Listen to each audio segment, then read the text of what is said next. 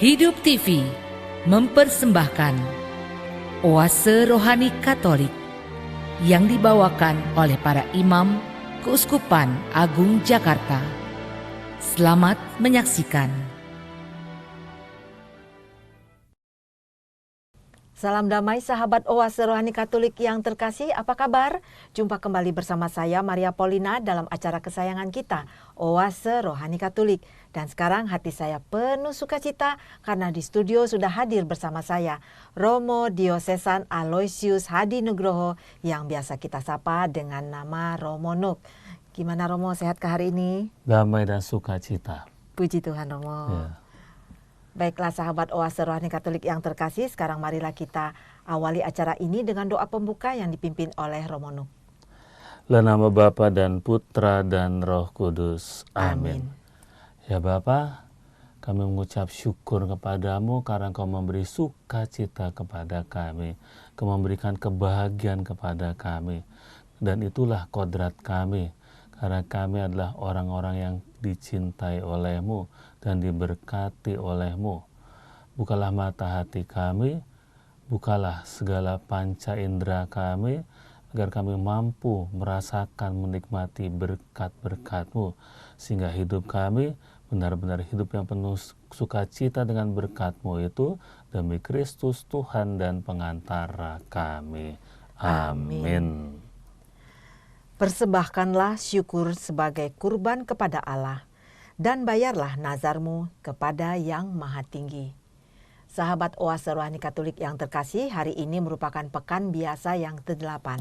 Bacaan liturgi pada hari ini diambil dari kitab Sirah, bab 35 ayat 1 sampai dengan 12, dilanjutkan dengan bacaan Injil yang diambil dari Injil Markus, bab 10 ayat 28 sampai dengan 31. Dan sekarang marilah sama-sama kita membuka Alkitab kita. Saya akan membacakan bacaan pertama yang diambil dari kitab Sirah, bab 35 ayat 1 sampai dengan 12. Memenuhi hukum Tuhan itu sama dengan mempersembahkan banyak kurban. Dan memperhatikan segala perintah Tuhan itu sama dengan mempersembahkan kurban keselamatan. Membalas kebaikan hati orang sama dengan mempersembahkan kurban sajian, dan memberi derma sama dengan menyampaikan kurban syukur yang direlai oleh Tuhan ialah menjauhi kejahatan dan menolak kelaliman. Itu sama dengan kurban penghapus dosa. Janganlah tampil di hadirat Tuhan dengan tangan kosong, sebab semuanya wajib menuruti perintah Tuhan. Persembahan orang jujur melemaki mesbah, dan harumnya sampai ke hadapan Yang Maha Tinggi. Tuhan berkenan akan kurban orang yang jujur dan takkan melupakannya. Muliakanlah Tuhan dengan kemurahan, dan buah bungaran di tanganmu janganlah kau sedikitkan. Bawalah pemberianmu dengan muka riang, dan dengan suka hati sertakanlah bagian 1/10 menjadi barang kudus. Berikan kepada Yang Maha Tinggi sesuai dengan apa yang diberikannya kepadamu. Itu pun harus dengan murah hati dan seturut penghasilanmu. Sebab Tuhan pasti membalas, dan akan membalas engkau 7 kali lipat. Jangan mencoba menyuap Tuhan, sebab tidak akan Ia terima. Jangan menaruh harapan pada kurban kelaliman, sebab Tuhan adalah hakim yang tidak memihak. Demikianlah sabda Tuhan. Syukur kepada Allah. Mazmur tanggapan. Orang yang jujur jalannya akan menyaksikan keselamatan yang dari Allah. Orang yang jujur jalannya akan menyaksikan keselamatan yang dari Allah. Bawalah kemari orang-orang yang kukasihi, yang mengikat perjanjian dengan daku. Perjanjian yang dikukuhkan dengan kurban sembelihan. Maka langit memberitakan keadilannya. Allah sendirilah hakim. Orang yang jujur jalannya akan menyaksikan keselamatan yang dari Allah. Dengarlah hai umatku, aku hendak berfirman. Dengarkanlah hai Israel, aku hendak bersaksi terhadap kamu. Akulah Allah, Allahmu. bukan karena kurban sembelihan engkau kuhukum. Sebab kurban bakaranmu senantiasa ada di hadapanku. Orang yang jujur jalannya akan menyaksikan keselamatan yang dari Allah. Persembahkanlah syukur kepada kurban kepada Allah, dan bayarlah nazarmu kepada Yang Maha Tinggi. Siapa yang mempersembahkan syukur sebagai kurban, ia memuliakan Daku. Dan siapa yang jujur jalannya akan menyaksikan keselamatan yang dari Allah. Orang yang jujur jalannya akan menyaksikan keselamatan yang dari Allah. Sahabat Oase Rohani Katolik yang terkasih, sekarang marilah kita satukan hati dan pikiran kita, karena Romo Nuk akan menyampaikan bacaan Injil yang diambil dari Injil Markus bab 10 ayat 28 sampai dengan 31. Haleluya, haleluya, haleluya, haleluya, haleluya,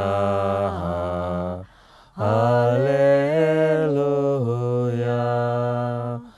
Terpujilah Engkau Bapa Tuhan langit dan bumi, sebab misteri kerajaan Kau nyatakan kepada kaum sederhana.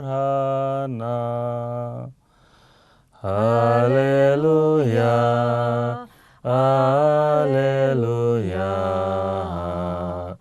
haleluya.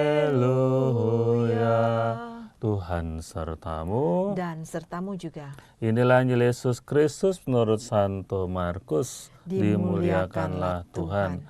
Setelah Yesus berkata betapa sukarnya orang kaya masuk kerajaan Allah, berkatalah Petrus kepada Yesus, "Kami ini telah meninggalkan segala sesuatu dan mengikuti Engkau." Maka Yesus menjawab, "Sesungguhnya aku berkata kepadamu, barang siapa meninggalkan rumah, saudara-saudari, ibu atau bapak, anak-anak atau ladangnya, pada masa ini juga ia akan menerima kembali 100 kali lipat. Rumah, saudara laki-laki, saudara perempuan, ibu, anak-anak, dan ladang, sekalipun disertai berbagai penganiayaan. Dan di masa datang ia akan menerima hidup yang kekal. Tetapi banyak orang yang terdahulu akan menjadi yang terakhir, dan yang terakhir akan menjadi yang terdahulu." Demikianlah Injil Tuhan. Terpujilah Kristus.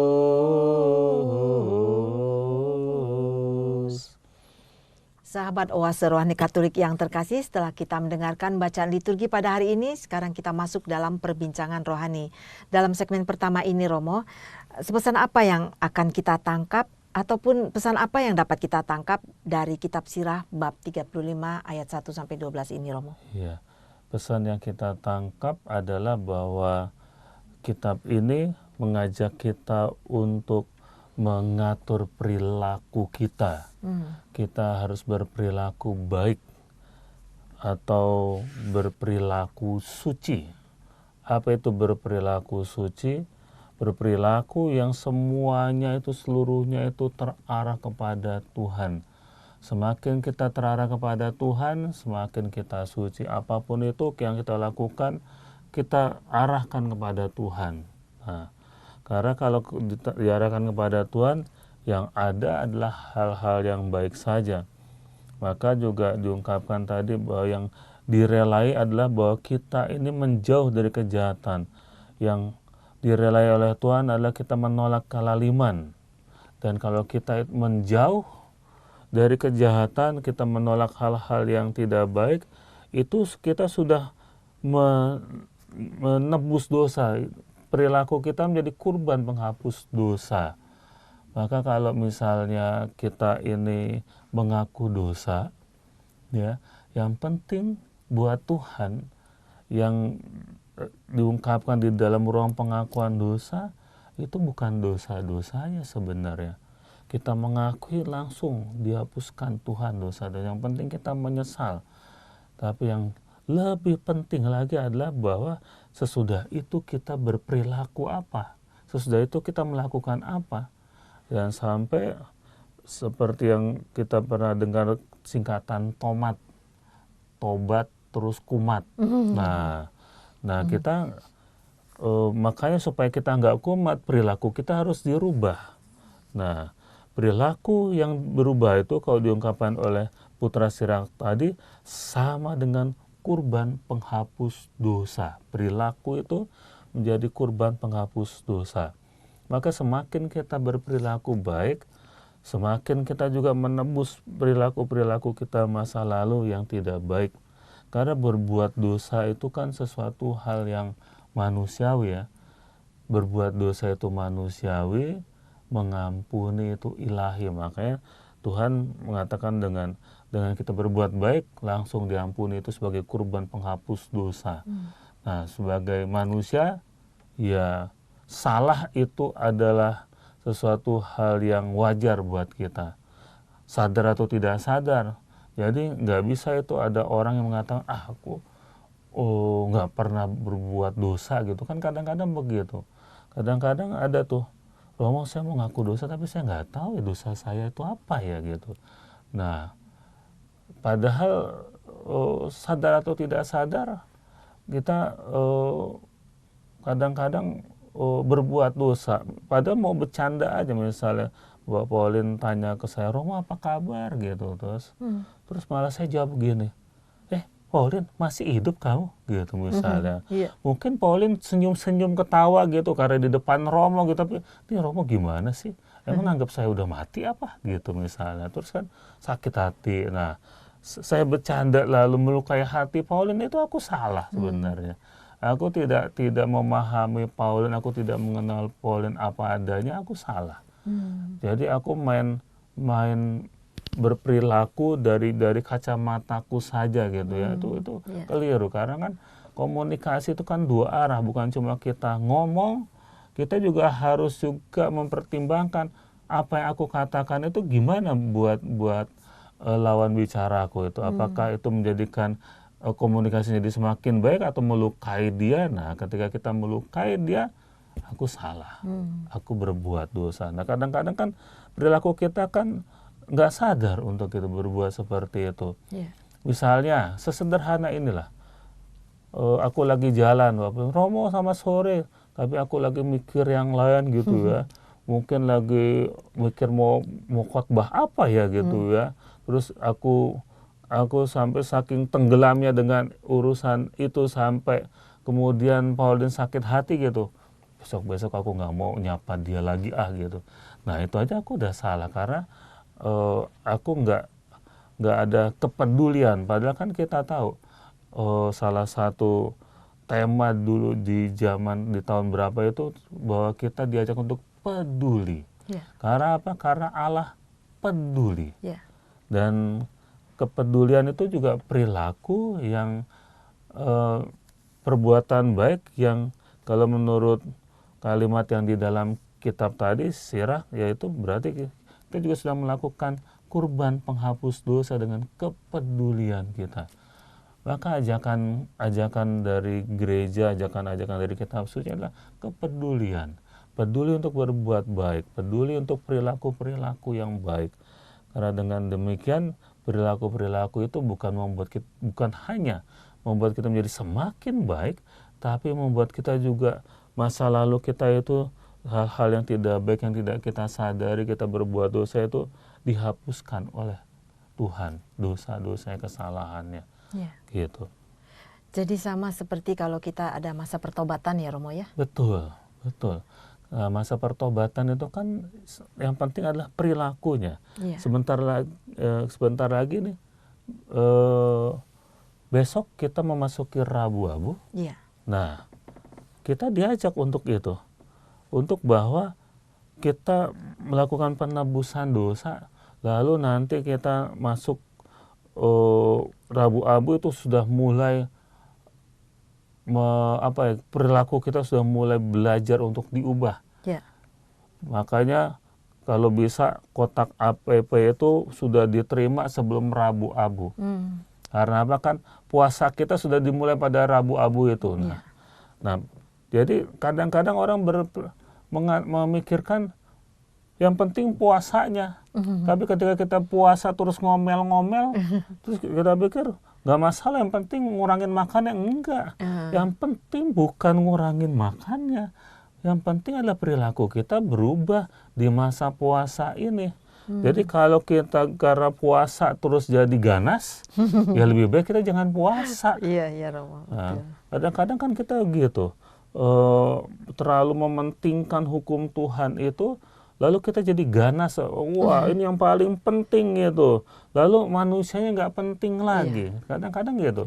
Padahal buat Allah yang penting adalah manusianya, yang penting adalah sesamanya. Tapi buat kita yang penting adalah aturannya. Padahal kita sudah dikatakan berkali-kali bahwa manusia itu bukan buat aturan itu buat manusia. Supaya hidup manusia itu menjadi semakin baik lagi.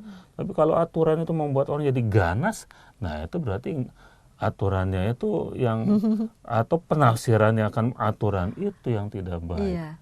Jadi suka salah tafsir juga ya, Romo ya? Salah tafsir, iya. Makanya kalau ketika salah tafsir, buat saya yang penting adalah ini membuat aku semakin dekat sama Tuhan apa enggak? Dan bagusnya hukum Tuhan itu kan kasihilah Tuhan Allahmu, kasihilah sesamamu, kasihilah diri sendiri. Jadi itu standar kita.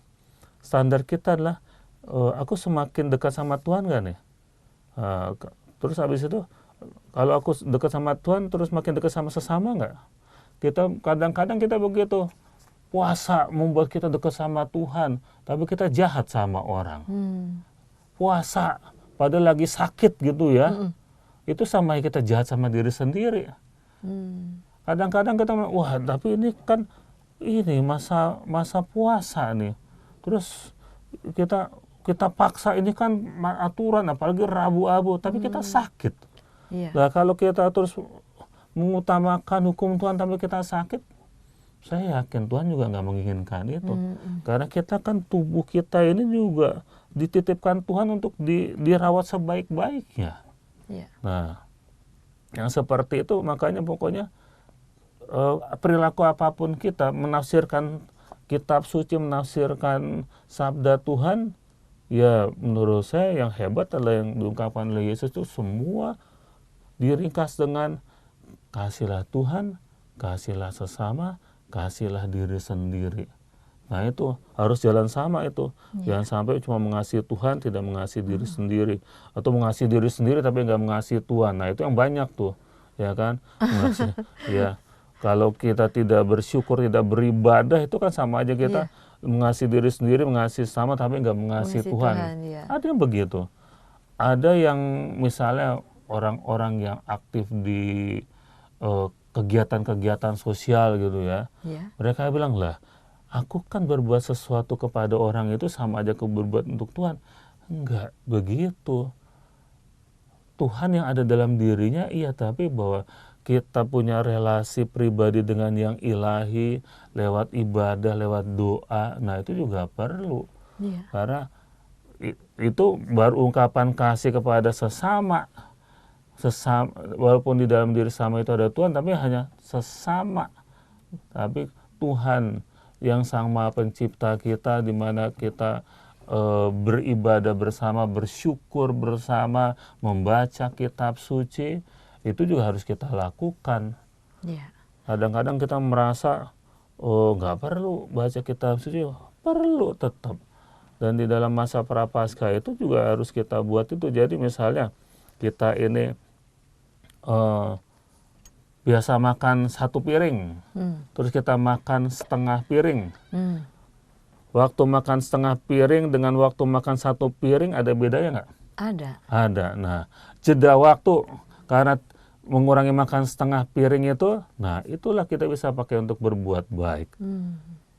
Perbuatan baik itu misalnya dengan baca kitab suci, mendoakan orang, atau juga dengan perilaku lain, misalnya waktu luang itu ngamatin ada orang yang butuh, entah bantuanku, entah kehadiranku, entah sapaanku misalnya. Nah itu masa Prapaskah itu mesti kita isi untuk itu nih. Supaya kita perbuatan-perbuatan baik kita itu mengarah kepada kebaikan sesama, Tuhan, dan diri sendiri. Nah, kalau kita hubungkan dengan tahun berhikmat, seperti apa tuh Romo? Tahun berhikmat ya berarti hikmat-hikmat itu harus membuat perilaku-perilaku itu menjadi mendarah daging. Bukan cuma di konsep aja gitu, bukan cuma di teori aja. Kadang-kadang kan kita lebih banyak di teori-teorinya gitu kan. Tapi sudah kita hidupi itu, sudah dalam perilaku kita sudah kita hidupi. Sehingga misalnya nanti kita semacam main itu apa? Memikirkan bahwa nanti ketika aku meninggal, apa yang ingin orang katakan tentang aku. Nah, dari situ kalau kita bisa orang kita aku kepengen orang mengatakan ini tentang aku gitu ya. Nah, lalu itu juga masuk bahwa bukan hal-hal yang material, misalnya Romo itu hebat, misalnya cincinnya banyak. Wah, bukan itu. Tapi misalnya Romo tuh hebat, misalnya dia murah hati, suka bagi cincin, nah seperti itu. Tapi bukan bahwa kepemilikan harta, tapi bahwa Romo itu misalnya murah hati gitu. Nah itu Romo itu adalah yang pemaaf gitu. Nah itu perilaku-perilaku. Bukan punya cincin berapa, jubahnya berapa, kasulannya berapa gitu ya. Terus tabungannya berapa misalnya gitu. Enggak. Tapi mungkin juga Romo itu berbuat baik kepada banyak orang. Nah paling begitu. Tapi perilaku yang dicatat itu. Nah ketika di tahun berhikmat ini kita lebih menekankan pada perilaku yang sudah menjadi kebiasaan sehingga orang mengatakan dia orang baik. Nah itu berarti kita sudah mendarah dagingkan hikmat-hikmat itu. Kita mendarah dagingkan perilaku kita. Oh dia mah orangnya baik, dia orang penyabar misalnya gitu. Dia mah orang nggak pernah marah misalnya begitu. Jadi yang dia orang nggak tersinggung misalnya. Nah itu ketika dia sudah dikatakan nggak mudah tersinggung misalnya. Nah itu hikmat-hikmat itu sudah mendarah daging buat dia. Kebijakan-kebijakan itu. Jadi perilaku yang utama ya Romo ya? Betul. Putra Sirah ini, kitab Putra Sirah mengungkapkan itu. Dan menurut saya juga, Yesus juga sebenarnya mengungkapkan itu. Karena diungkapkan juga bahwa bukan persembahan yang penting. Tapi pertobatan yang penting. Perilaku kan pertobatan misalnya. Seperti itu. Dan di sini menarik Romo, jangan mencoba menyuap Tuhan sebab tidak akan ia terima di ayat 11 itu Romo. Iya, karena begini, kadang-kadang kan kita punya keinginan ya. Nah, padahal begini sebenarnya, sebelum kita punya keinginan, Tuhan itu sudah memberikan banyak kepada kita. Karena kita diciptakan sempurna, kita sudah disediakan apa gitu ya. Nah, bahkan nafas hidup kita aja kan dari Tuhan. Nah, sebenarnya tinggal bagaimana kita itu berperilaku supaya kita bersyukur, berterima kasih, sehingga dengan terima kasih itu akan menjadi semakin banyak lagi yang diberikan kepada kita. Sama seperti begini kok, misalnya Pauline suka jam tangan, terus Tuhan memberikan jam tangan kepada Pauline. Waduh, Pauline senang banget gitu. Waduh, pokoknya bahagia banget dengan jam itu.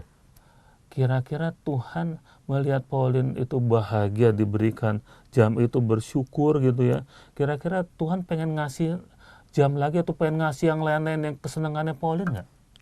Iya. Karena engkau mensyukuri itu, engkau senang dengan apa yang diberikan oleh Tuhan. Lalu Tuhan akan memberikan lebih banyak lagi. Jadi Tuhan nggak usah disogok, Tuhan nggak usah disuap sebenarnya. Hanya mengucapkan syukur aja sudah begitu cukup ya Romo ya? Cukup sebenarnya. Tuhan akan berikan kita banyak lagi dan kita juga imani yakini Tuhan Tuhan tahu apa yang kita butuhkan, bahkan lebih daripada diri kita sendiri gitu. Jadi menurut saya nggak perlu kadang-kadang kan kita ngakalin Tuhan begini, aku maunya sekarang misalnya, padahal itu bukan waktunya Tuhan misalnya. Aku kepengennya ini, padahal belum tentu ini baik buat aku gitu kan. Lalu supaya karena aku kepengennya ini sekarang dan belum tentu itu baik buat aku, terus kita nyogok Tuhan gitu baik-baik gitu ya, kan suka begitu. Ibadah itu kan ada beberapa level gitu ya. Level yang pertama adalah level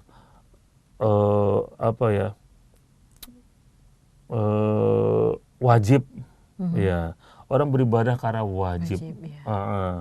Nah, kalau di sini yang mau menyogok ini dia karena butuh ya. Mau nyuap, aku butuh Tuhan, aku gimana ya supaya Tuhan berarti aku berdoa, aku berbuat baik, aku ini gitu. Sama lah kalau seperti anak-anak gitu ya, atau misalnya kemarin gitu saya lagi persiapan mau misa gitu, terus ada prodiakon nepuk, wah Romo hari ini Romo ganteng banget gitu. Terus Pak, saya bilang, biasanya kalau orang tua, kalau anaknya ngomong baik kayak begitu, orang terus tanya, ini maksudnya apa, maunya apa nih gitu. Ada yang di belakang gitu. Nah jadi orang berbuat baik itu kan ada dua sebenarnya, benar-benar berbuat baik atau di belakangnya itu ada maksud sesuatu. Padahal harapannya adalah berbuat baik itu adalah tulus. Ketika kita tulus, percayalah, berkat itu akan menjadi semakin banyak kepada kita. Tapi kalau kita nyogok, wah, ya itu tadi, Tuhan nggak jangan mencoba menyuap Tuhan, tidak akan terima. Bahkan nanti dianggap itu suatu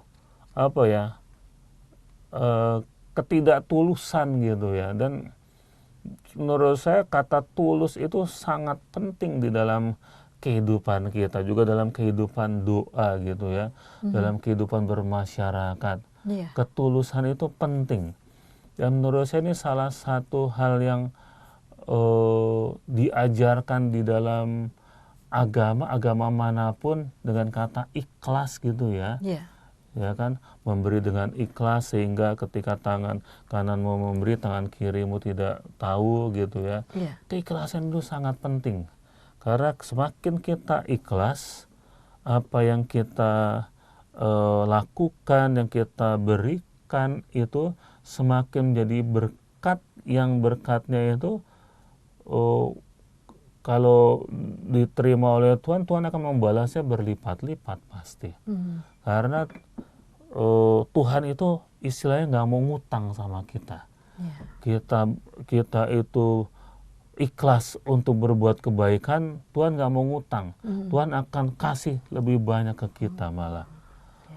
Tuhan nggak pernah ngutang, makanya jangan takut untuk berbuat baik, karena perbuatan baik kita itu pasti dibalas oleh Tuhan, cepat atau lambat.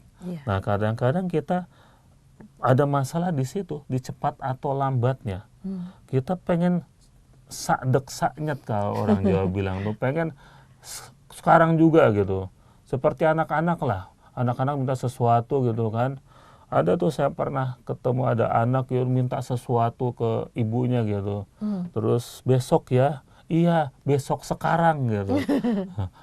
Nah itu karena anak-anak itu nggak punya konsep waktu, pokoknya ada besok ada sekarang ya sekarang gitu. Nah kita sebagai orang yang punya konsep waktu, ya kita harus menjadi semakin berhikmat tuh. Jadi semakin bijaksana, bahwa marilah kita punya keinginan, oke, kita itu kan ada iman, harapan, dan kasih gitu ya.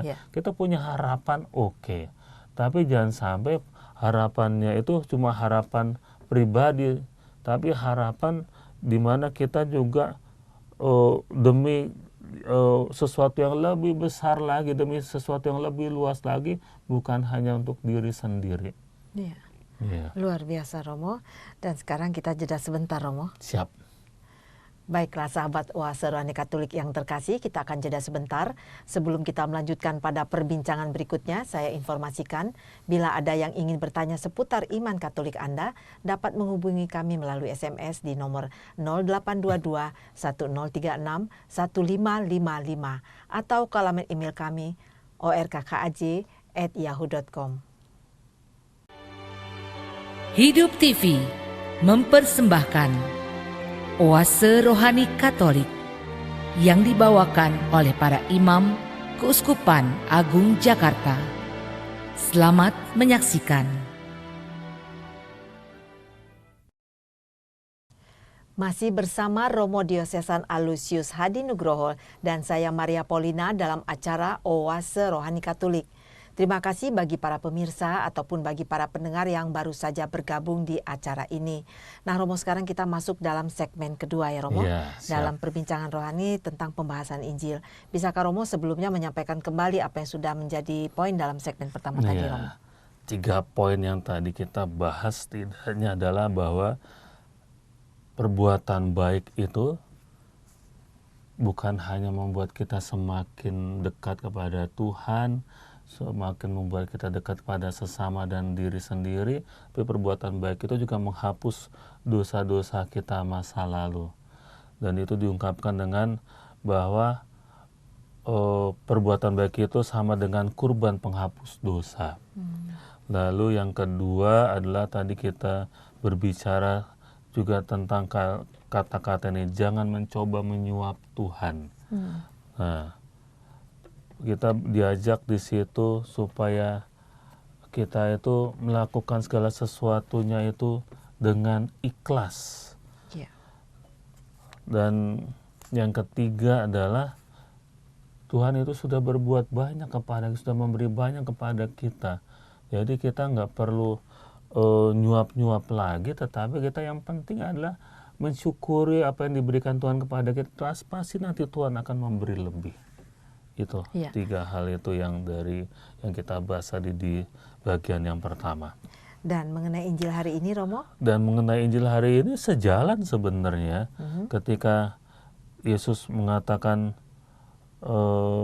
kalimat ini, pada masa ini juga ia akan menerima kembali 100 kali lipat gitu ya. Dan itu sebenarnya ada, menurut saya di sini Petrus harus waspada. Karena dia agak hitung-hitungan ketika dia mengatakan nih, kami ini telah meninggalkan segala sesuatu dan mengikuti engkau gitu ya. Dia mau menunjukkan pengorbanannya, dia mau menunjukkan kebaikannya. Nah itu kan ada ada sesuatu hal yang bahaya, istilahnya jebakan Batman. Ikhlas nggak kamu nih sampai kok ngundat-ngundat ngangkat-ngangkat kebaikanku gitu ya. Itu kan sesuatu hal yang misalnya gini, kalau Mbak Pauline orang baik yang mengatakan orang baik mengatakan kebaikan Pauline sendiri atau orang lain? Orang lain. Orang lain. Kalau aku baik loh, aku nggak salah loh. Kira-kira percaya nggak ya orangnya? Enggak, harus ada orang lain. Nah, ini makanya saya katakan wah ini ada jebakan di mana Petrus bisa ada kecenderungan untuk menjadi tidak ikhlas karena dia hitung-hitungan, kami ini telah meninggalkan segala sesuatu dan mengikuti engkau gitu.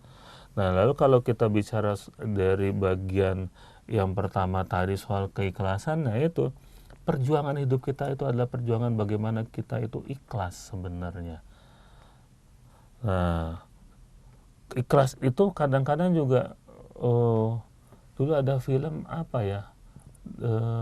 The Silent apa ya dulu yang orang itu dianiaya tetapi dia ikhlas saja gitu. Nah, demi Yesus gitu ya, demi Tuhan dia ikhlas melakukan. Nah, yang seperti itu tuh yang kadang-kadang kan kita hitung-hitungan.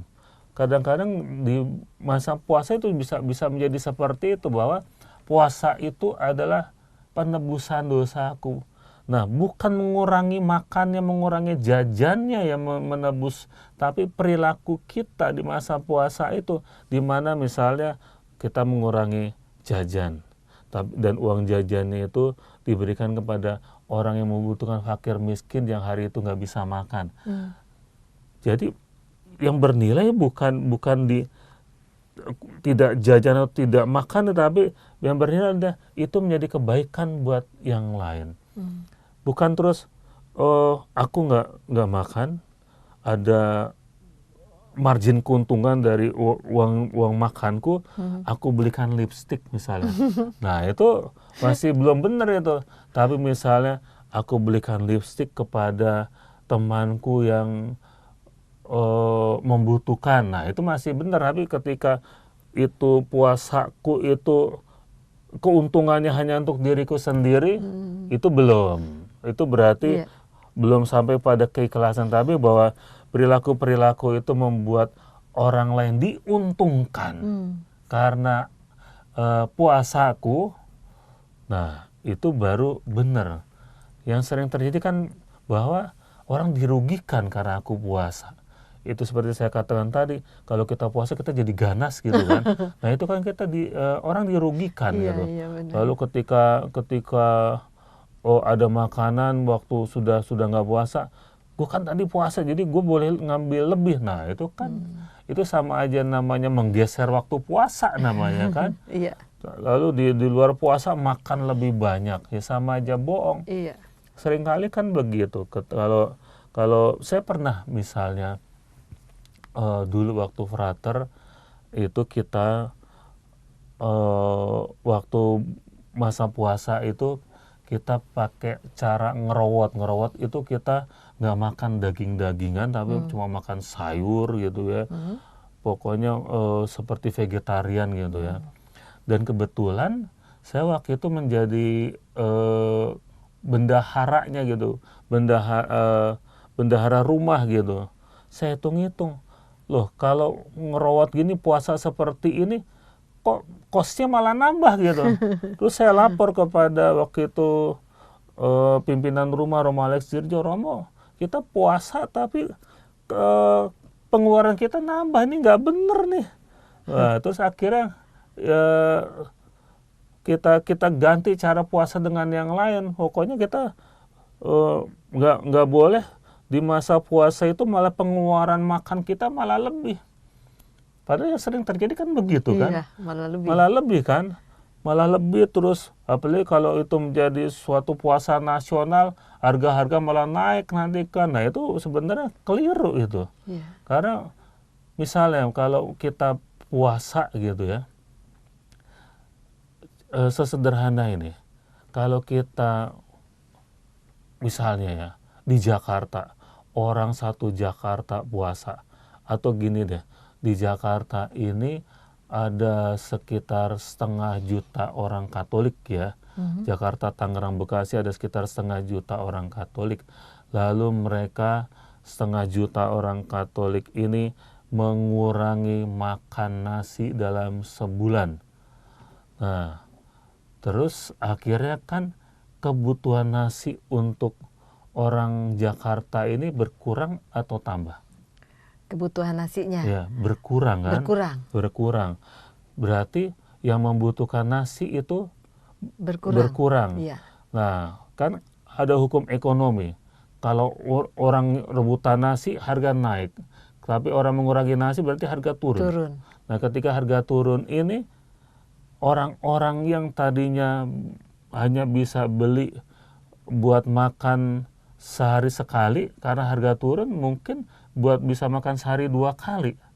Jadi puasa kita itu kalau kita rame-rame itu juga menguntungkan orang lain karena harga beras nanti turun. Kalau kita tidak makan daging, harga daging nanti turun. Nah, dan ketika harga-harga itu turun dan orang-orang yang kurang mampu lalu kemudian mampu membeli lebih banyak dibandingkan sebelumnya karena harga-harga turun, disitulah puasa kita menguntungkan orang lain. Disitulah kebaikan kita itu menguntungkan orang lain, bukan hanya untuk diri sendiri. Nah, itulah puasa kita berhasil. Jadi bermanfaat buat orang lain ya Romo ya. Bermanfaat buat orang lain. Nah, di sini balik lagi tentang ketulusan dan keikhlasan yang tadi Romo cerita. Iya. Nah, sekarang saya akan bertanya, doa yang tulus itu seperti apa Romo? Doa yang tulus itu ya tadi saya baru bicara tentang orang beribadah berdoa itu kan wajib, butuh, lalu rindu. Nah, kalau kita sudah berdoa sebagai orang yang rindu, nah itu orang yang tulus itu gitu ya. Seperti rindu kepada seseorang, kita kan nggak butuh apa-apa dari orang itu. Ketemu aja udah seneng, bisa ngobrol aja udah seneng, bisa komunikasi aja udah seneng. Bahkan kadang-kadang bisa ngelihat aja diem-dieman udah seneng, ya kan? Nggak menuntut apa-apa, nggak minta apa-apa, nggak mencari apa-apa, hanya mengungkapkan kerinduan. Mengungkapkan, aduh aku seneng banget ketemu kamu gitu, aku happy. Nah ketika doa kita udah di level seperti itu, nah itu kita sudah ikhlas itu. Karena kita nggak merasa dituntut untuk berdoa, tapi memang rindu. Rindu jadi ya sama seperti orang rindu lah. Dia udah di luar dari level kewajiban atau kebutuhan. Tapi dia ya mencari karena ia rindu dengan Tuhan gitu ya. Karena doa itu kan dialog orang, Allah, dialog orang dengan Allah. Ya, berdialog, berkomunikasi, mengungkapkan kerinduan. Nah udah seperti itu. Kenapa? Karena tenang aja deh. Tuhan tahu kok apa yang kita inginkan gitu ya. Maka ada orang yang terberkati, dia sampai ngomong ke saya, Romo, saya tuh kalau mau minta sama Tuhan tuh malu. Kenapa? Karena saya udah dapat banyak dari Tuhan gitu. Sudah banyak itu, udah dikasih banyak masih minta-minta gitu ya. Nah terus ada lagi kisah.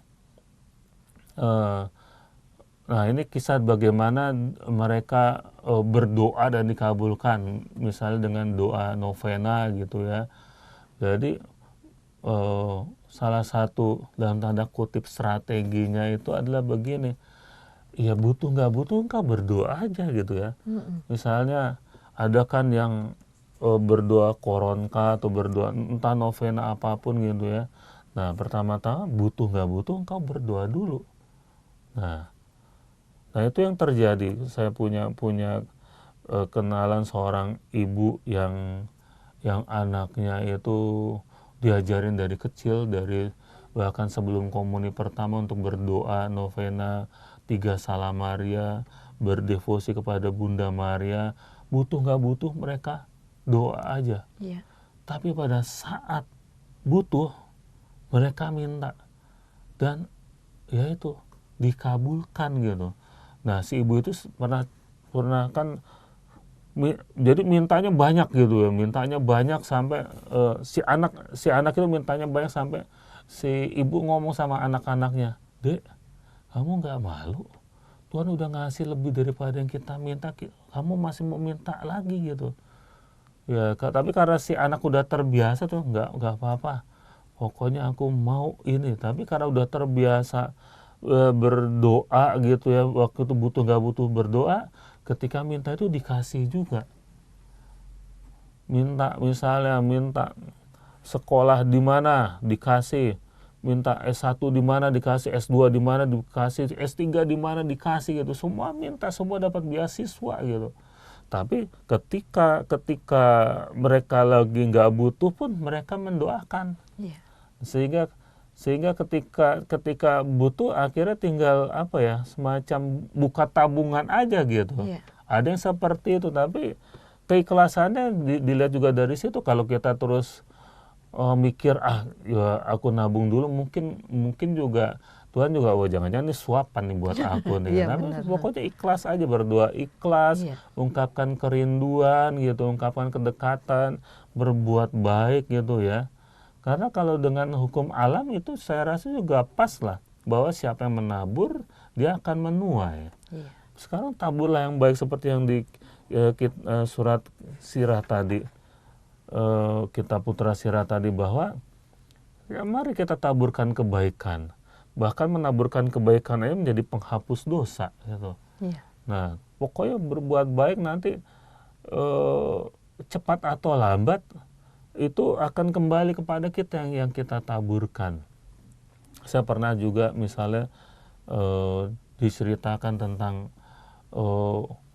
hukum tabur tuai, tapi dari versi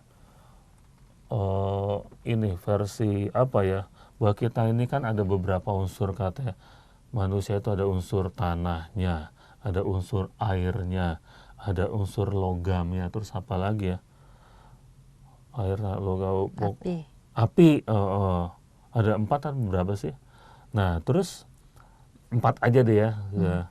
Saya cuma mendengar sepintas, tapi menurut saya wah inspiring sekali tuh, bahwa misalnya Bapak Len tahu, Bapak Len unsur apa?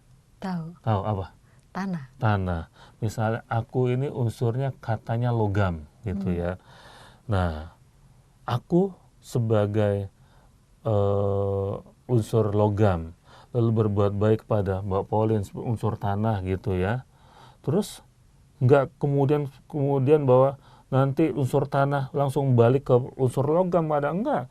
Nanti unsur logam itu ke unsur api dulu misalnya, lalu ke unsur air dulu, lalu dari unsur air baru kemudian ke unsur logam gitu. Nah, supaya apa? Supaya kita juga ikhlas begini, bahwa kalau aku berbuat baik kepada Mbak Pauline, bukan berarti nanti aku mengharapkan sesuatu dari Mbak Pauline, enggak. Aku cuma pokoknya mau baik karena aku mau baik aja Mbak Pauline. Mbak Pauline balas aku baik apa enggak ya terserah, enggak masalah, pokoknya aku mau berbuat baik aja. Nah, itu lepas bebas daripada bahwa aku punya pamrih kepada Mbak Pauline. Tapi nanti kemudian dari Mbak Pauline unsur tanah kemana-mana, nanti kemudian dari unsur yang lain lagi balik ke saya. Nah, dan saya merasa bahwa yaitu bacaan-bacaan ini kan mengajak kita untuk yang penting berbuat baik itu aja deh. Dan karena apa? Karena sumber kebaikan itu kan dari Allah. Kalau Allah itu sumber kebaikan, berbuat baik kepada kita dan kita membalas dengan kebaikan, setidaknya kita ini memiliki sifat-sifat Allah, ya kan? Sifat-sifat kebaikan itu. Dan memang benar kalau kita diajarkan oleh Yesus bahwa kita ini adalah putra-putri Allah, kita harus membuktikan diri bahwa kita ini adalah putra-putri Allah. Dengan cara gimana? Sifat-sifat kita harus semakin dekat kepada sifat Allah. Sifat Allah yang mana? Sifat Allah yang baik itu, atau sifat manusia yang kalau di dalam doa kasih ibu kepada beta hanya memberi tak harap kembali. Nah, itu sifat Allah tuh, hanya memberi tak harap kembali. Yang itu juga diungkapkan dalam kitab Sirah itu tadi, bahwa itu yang harus kita buat. Dan ketika kita itu semakin menjadi putra putri Allah, semakin kita itu mendekati Allah dengan kebaikan kita, karena ketika kita sifat kita itu menjadi seperti Allah, kan sebenarnya kita menyucikan diri sendiri. Don't be afraid to be holy, jangan takut menjadi orang suci. Karena itulah panggilan kita. Suci adalah kita menjadi semakin dekat kepada Allah. Ketika kita berdoa, kita berdialog dengan Allah, kita menjadi suci. Karena kita berdialog dengan Allah, kita dekat dengan Allah, berkomunikasi dengan Allah. Nah, itu kesucian kita. Dan ketika kita menjadi semakin dekat kepada Allah, semakin memiliki sifat-sifat ilahi, artinya kan kita juga mengukuhkan apa yang diungkapkan bahwa kita ini adalah putra-putri Allah. Jadi gambaran Allah itu sendiri. Iya, benar-benar menjadi citra Allah kan. Kalau dari kitab Kejadian itu, semakin kita baik, kita semakin menjadi citra Allah. Nah, citra Allah yang saya rasa tepat adalah di sini di perilakunya gitu ya. Kadang-kadang kan kita mikirin kalau kita menjadi citra Allah, kayak gimana ya, fisik kita kayak gimana ya, mata kita kayak gimana, rambut nggak, padahal lebih menurut saya citra adalah perilakunya. Iya. Kalau kita tadi dari bacaan di kitab Putra Sirah itu, kita juga perilakunya yang penting. Nah, sekarang ini saya mau tanya Injil yang di ayat 31 yang terakhir itu, Romo. Tetapi banyak orang yang terdahulu akan menjadi yang terakhir, dan yang terakhir akan menjadi terdahulu. Bisa dijelaskan, Romo? Menurut saya itu juga berhubungan dengan keikhlasan ya. Ini kadang saya ungkapkan ketika kita misalnya di misa-misa requiem, misa-misa mendoakan orang meninggal gitu ya. Karena gereja kita menurut saya hebat.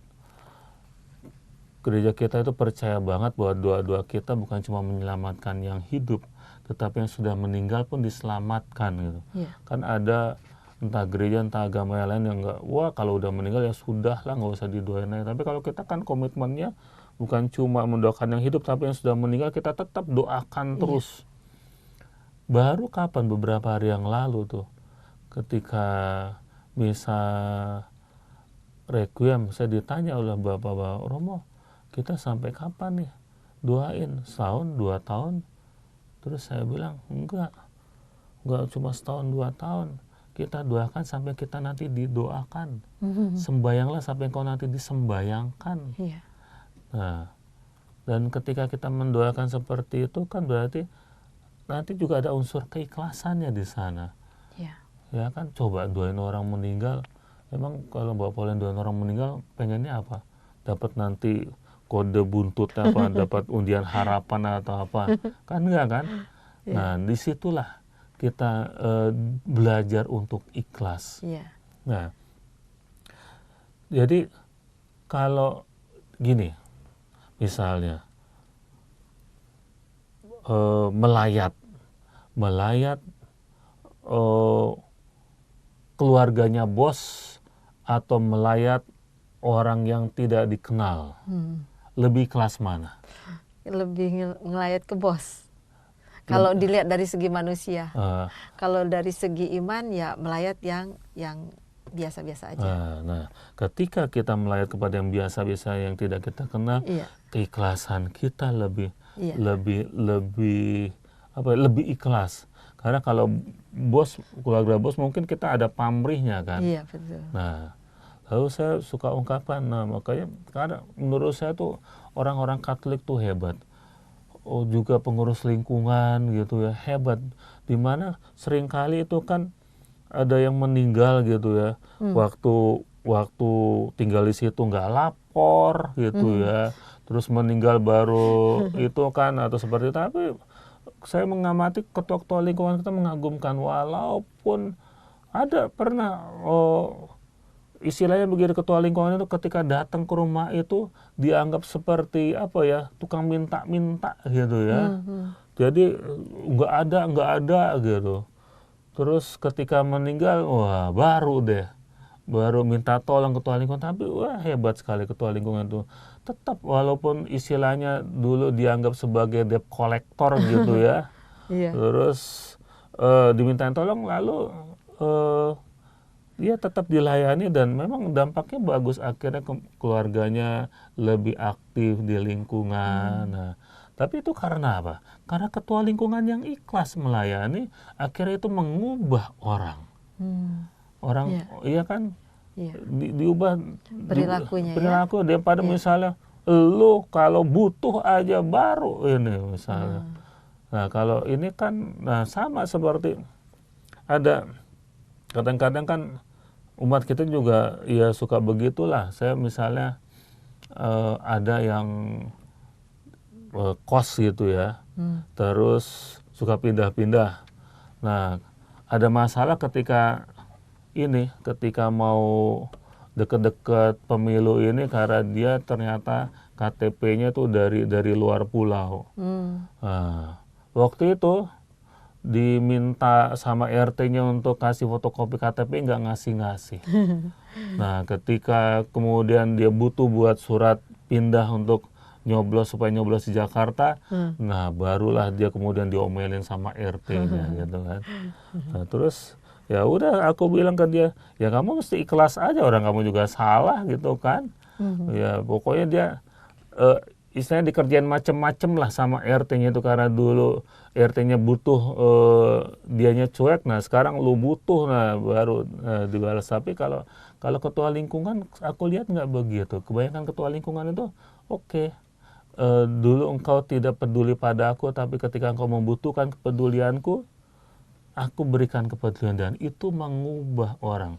Ada banyak pengalaman orang-orang diubah karena keikhlasan. Nah, jadi saya rasa keikhlasan itu kalau di dalam, misalnya kalau menurut saya sih, kalau orang itu misalnya mengalami perjalanan gitu ya, nah keikhlasan itu melancarkan. Nah, jadi kenapa akhirnya yang terdahulu menjadi yang terakhir menjadi yang terdahulu, yaitu mungkin yang terdahulu itu berbuat baik tetapi keikhlasannya kurang gitu ya. Lalu disusul sama yang lebih ikhlas, yang lebih tanpa pamrih. Nah itu yang memang bahwa ibadahnya adalah ibadah kerinduan, bukan ibadah karena kewajiban atau ibadah karena kebutuhan. Nah itu yang membuat menjadi lebih cepat.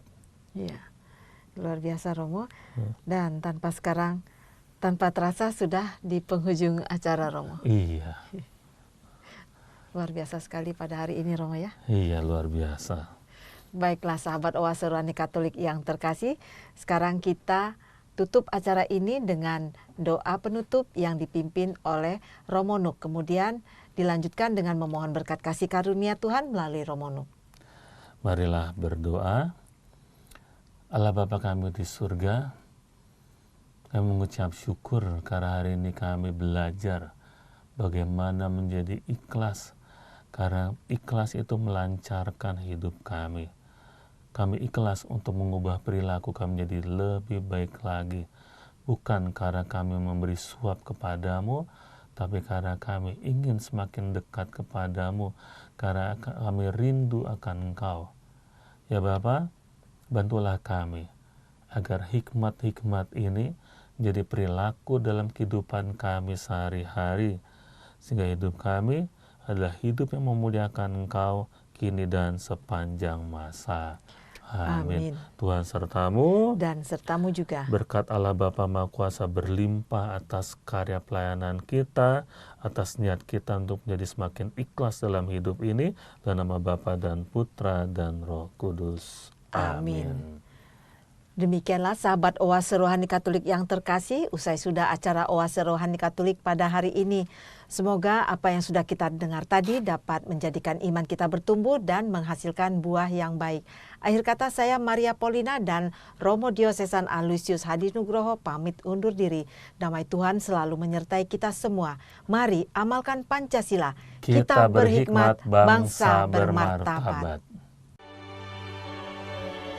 Demikianlah Oase Rohani Katolik yang dibawakan oleh para imam Keuskupan Agung Jakarta. Tuhan memberkati.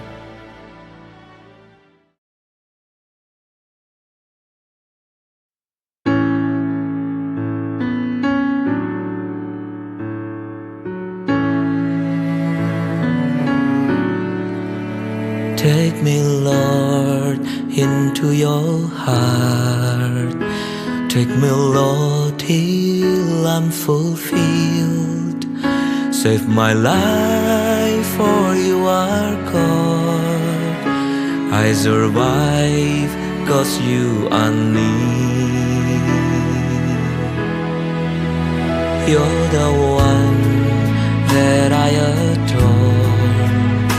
Fill my cup so I'll be blessed. And you know I need you more.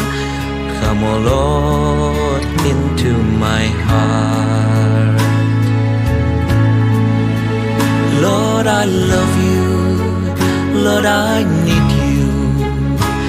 My Lord, oh me tight. Lord, I praise you. Lord, I worship you. Bless me, Lord, for you are great.